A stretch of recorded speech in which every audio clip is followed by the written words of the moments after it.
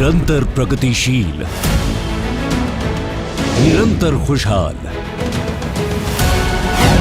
टीकमगढ़ उपजाऊ मिट्टी का धनी, महलों मंदिरों से विरासत सजी, बढ़ रहा है नई बुलंदियों की ओर, थामे विकास की डोर। टीकमगढ़ विकास की मजबूत बुनियाद। विकसित भारत के निर्माण में मध्य प्रदेश की भूमिका बहुत महत्वपूर्ण है। आस्था, आध्यात्म से लेकर पर्यटन तक, एग्रीकल्चर से लेकर एजुकेशन और स्किल डेवलपमेंट तक,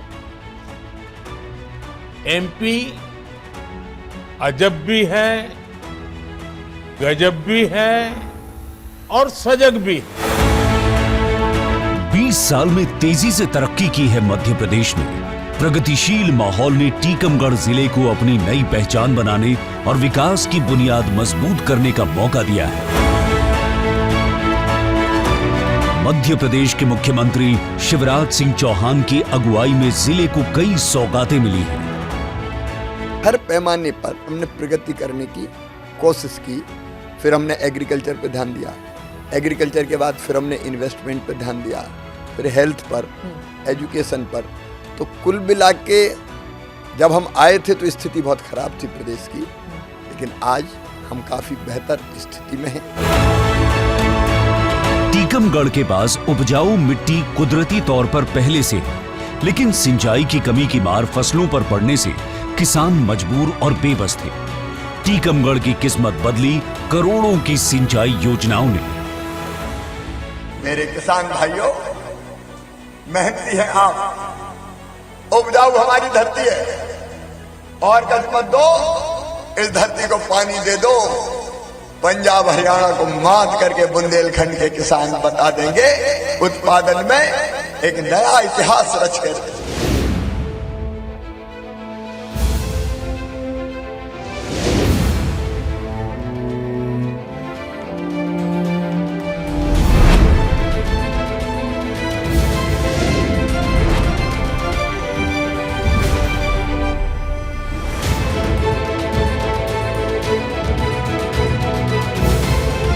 जिले की बड़ी सिंचाई परियोजनाओं में से एक बानसुजारा बांध परियोजना से पूरे जिले को फायदा मिला है।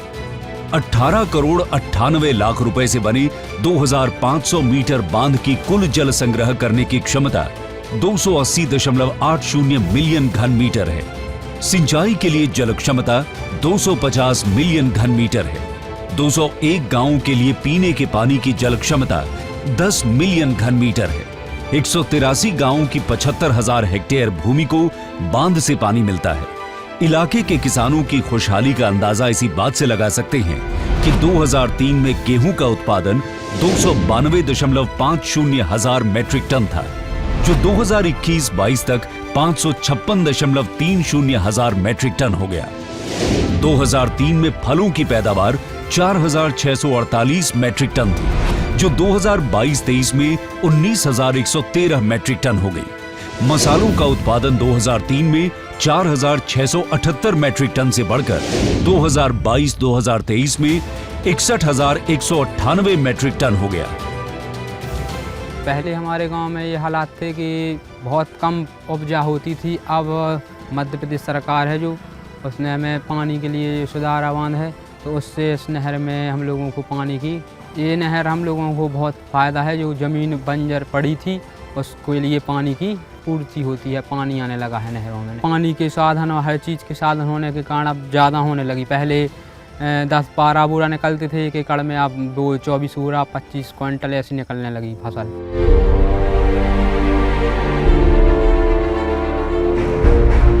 जिले में मुख्यमंत्री किसान कल्याण योजना के तहत 1,57,583 किसानों और प्रधानमंत्री किसान सम्मान निधि योजना में 1,58,968 किसानों को सीधा लाभ मिला है।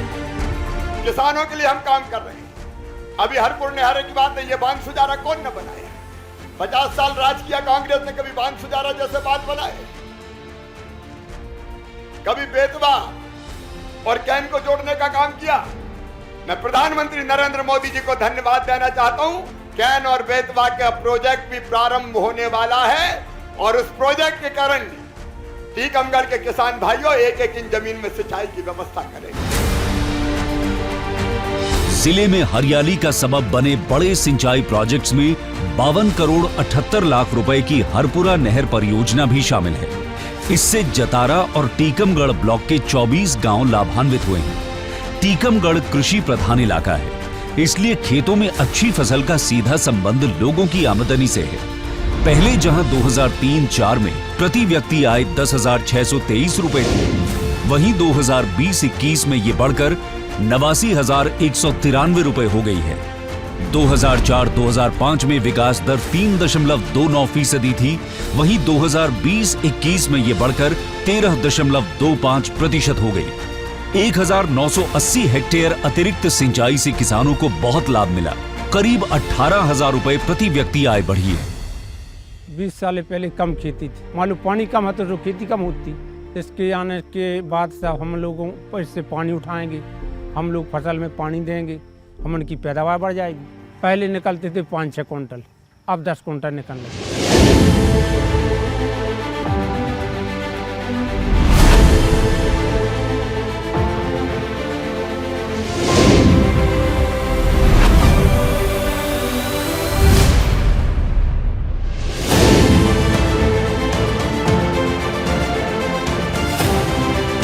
विकास के रास्ते पर टीकमगढ़ जिले ने एक और मील का पत्थर सरकारी अस्पताल के निर्माण के साथ पार किया है। करीब 13 करोड़ रुपए से तैयार सरकारी अस्पताल से पूरे जिले के लोगों को सीधा फायदा मिला है। 450 बिस्तरों वाले इस सुपर स्पेशलिटी अस्पताल में trauma centre, sonography centre, CT scan centre जैसी आधुनिक स्वास्थ्य सेवाओं के साथ ऑक्सीजन प्लांट भी है। हर दिन ओपीडी में करीब 1300 से 1500 मरीज आते हैं। अब तक अस्पताल में ओपीडी से मरीजों के 9,04,000 रुपए की बचत हुई है। रोजाना करीब 350 मरीजों को आईपीडी में भर्ती किया जाता है, जिससे मरीजों के करीब 7,10,000 रुपयों की बचत हुई है। जिले का ये प्रमुख अस्पताल रोजगार सृजन का भी माध्यम है। 271 से ज्यादा स्टाफ और 36 से अधिक डॉक्टर अस्पताल से जुड़े हैं। इलाके के 8 से 10 मेडिकल स्टोर भी जन सेवा में सहभागी हैं और रोजगार के अवसर प्रदान कर रहे हैं। रोजाना अस्पताल में आने वाले लोगों की बड़ी संख्या बढ़ते विश्वास का प्रतीक है। यहाँ पे लगभग हर सुविधा निःशुल्क अब तो मिलने लगी है। पहले से स्वास्थ्य सुविधाओं में बहुत ही ज़्यादा सुधार आया है। इससे हम सभी नगरवासी क्षेत्रवासी संतुष्ट हैं। जिले में आयुष्मान भारत योजना के तहत भी काफी काम हुआ है। 4,75,000 से ज्यादा आयुष्मान कार्ड जारी किए जा चुके हैं। बुनियादी स्वास्थ्य सेवाओं में सुधार के लिए आरोग्य केंद्रों को मजबूत करने पर तेजी से काम हो रहा है। आरोग्य स्वास्थ्य केंद्रों के विकास से मुफ्त अल्ट्रासाउंड, एक्सरे और अन्य बुनियादी परीक्षण सुविधाएं मिलने से आम जनता पर बोझ कम होगा। पहले हमारे जिला अस्पताल में सीटी स्कैन जैसी सुविधा नहीं थी, लेकिन अभी कुछ सालों से ये सुविधा जिन लोगों को बाहर 6-6 हज़ार रुपये लगते थे ये जो सीटी स्कैन की जांच कराने के लिए, वो आयुष्मान की सुविधा के अनुसार यहाँ में मुफ्त में वो जांच फ्री हो रही है। तो उनकी अब एक गरीब परिवार के लिए 6,000 की बचत बहुत बड़ी बात हो जाती है। और मैं मध्य प्रदेश सरकार को धन्यवाद कहना चाहता हूँ कि इतनी हमारे जिला अस्पताल के लिए जो सुविधाएँ इतने प्रदान की हैं उसके लिए बहुत बहुत आभार व्यक्त करता हूँ।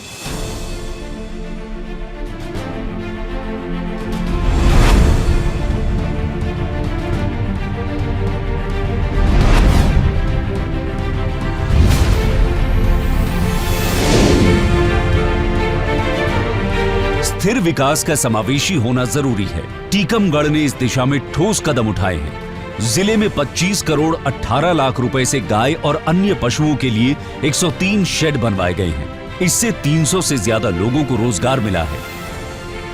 गाय के गोबर और ऑर्गेनिक खाद इत्यादि भी आमदनी का जरिया है।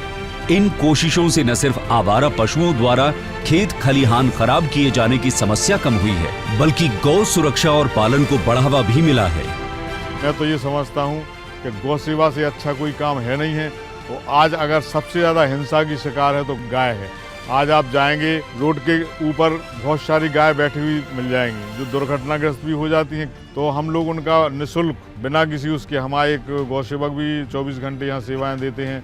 यहाँ एक प्रबंधक भी रखा हुआ है। बाकी जो कर्मचारी हैं, करीब 15-20 कर्मचारी जो हैं यहाँ की साफ़ सफाई, पानी, भूसा वगैरह की व्यवस्था करते हैं। शासन से भी हमें समय समय पर अनुदान वगैरह मिलता रहता है।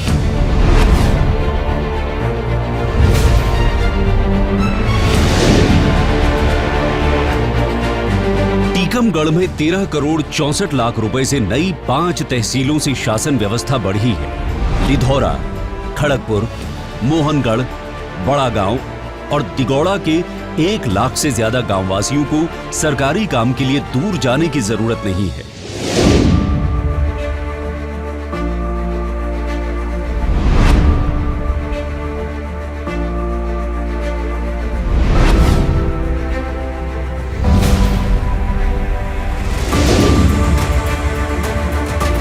बीते बरसों में टीकमगढ़ जिला तेजी के साथ विकास पथ पर आगे बढ़ा है। भविष्य में स्पीड और स्केल पर फोकस है। विजन 2047 को अपनाते हुए टीकमगढ़ अपने गौरवशाली इतिहास को नए रूप में पर्यटकों के सामने पेश करने के लिए तैयार है। टूरिज्म को प्रमोट करने के प्रयास हमारे मुख्यमंत्री बनने के बाद ही शुरू हो गए थे। हमारे यहाँ टूरिज्म कई क्षेत्रों में है। वाइल्ड लाइफ टूरिज्म का कोई मुकाबला नहीं है। हम टाइगर स्टेट हैं, हम बल्चर स्टेट हैं, हम घड़ियाल स्टेट हैं, हम लेपर्ड स्टेट हैं, चीता स्टेट भी हो गए। तो वाइल्ड लाइफ टूरिज्म कैसे बढ़े, हेरिटेज टूरिज्म कैसे बढ़े, तो हमने कहाँ संभावनाओं को देखा। पौराणिक मंदिर, शानदार महल और स्मारक बीते युग की संपन्नता समेटे हुए हैं। ध्यान पर्यटकों के लिए बेहतर सेवाएं और विश्वस्तरीय सुविधाओं को बढ़ाने पर है। मध्य प्रदेश सरकार ने यहाँ जो आपको ये मंदिर परिसर में विकास के कार्य दिख रहे हैं, चाहे टीन शेड निर्माण हो, सीसी निर्माण हो, रोडों का निर्माण हो, घाटों का निर्माण हो, पार्कों का निर्माण हो, ये तमाम जन सुविधा के कार्य यहाँ कराए गए थे। और वर्तमान में स्वागत द्वार निर्माण कार्य और रोड निर्माण कार्य, नाली निर्माण कार्य, ऐसे तमाम कार्य यहाँ कुंडेश्वर धाम में कराए हैं।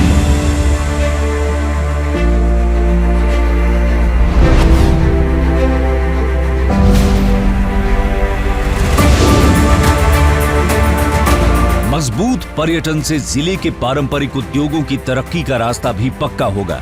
जिले के पास कलात्मक विरासत का खजाना है। कपड़े की बुनाई, हथकरघा, हस्तशिल्प, पत्थर पर नक्काशी स्थानीय कारीगरों को रोजगार देते आए हैं। लक्ष्य पर्यटन और अर्थव्यवस्था को जोड़कर काम करने का है। टीकमगढ़ जो कि अभी नया केंद्र है और यहाँ पे अभी शुरुआत हो रही है, तो यहाँ अभी हम 21 लोगों के साथ हमने ये प्रशिक्षण केंद्र चल रहा है। सीएम जी ने और मध्य प्रदेश की सरकार ने एजुकेशन में इस हमारी जो प्राचीन कलाएं हैं उसको लिए काफ़ी काम किया है। हमें किसी भी प्रकार की आवश्यकताएं रहती थी या हमें किसी भी प्रकार के मार्क इत्यादि लेने होते थे, तो हमें कभी भी सरकार की तरफ से कोई बाधा नहीं रही। इवन सीएम जी का तो हमें हमेशा सहयोग रहता है और वो आगे होकर हमें सहयोग देना चाहते हैं।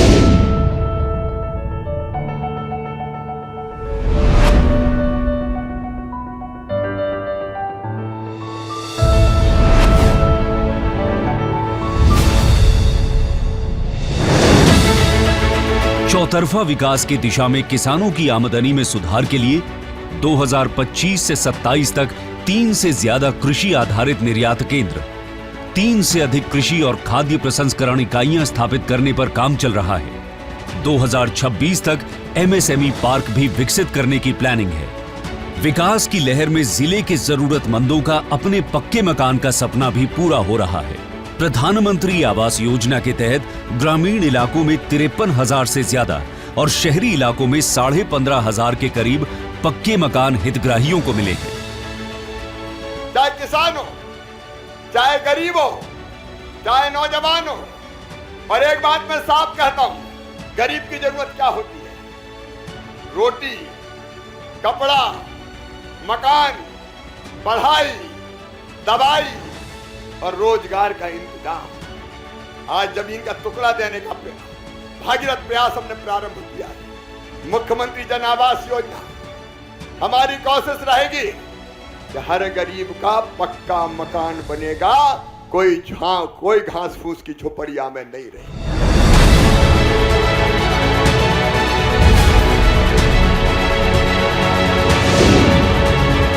विकास की कड़ी में जिले में शिक्षा और महिला सशक्तिकरण को भी खूब बढ़ावा मिला है। जिले में 2 अतिरिक्त बालिका उच्च माध्यमिक विद्यालय स्थापित किए जाएंगे। 2027 तक लिधौरा खास में ITI कॉलेज और CM राइज स्कूल होगा। हर ब्लॉक में डिजिटल संसाधनों, कंप्यूटर लैब और वाईफाई युक्त पुस्तकालय होगा। 2027 तक हर सरकारी संस्थान की बिल्डिंग में सोलर पैनल लगाए जाएंगे। हाल ही में गठित बड़ा गांव तहसील में महाविद्यालय बनेगा। इसके साथ ही जिले की महिलाओं के पास कल्याणकारी योजनाओं की ताकत पहले से ही है। मुख्यमंत्री लाडली लक्ष्मी योजना से 70,000 से ज्यादा हितग्राहियों और मुख्यमंत्री लाडली बहना योजना से 2 लाख से ज्यादा हितग्राहियों को सीधा लाभ मिला है। लाडली बहना 2 महीना पहले से आ रही है। 1,000 रुपये से मुझे ये फायदा है या अपने घर का खर्चा, दादी को दवाई भी ला सकते हैं और अपने कपड़े पहनने के लिए और बच्चों के लिए इसमें ही ला सकते हैं।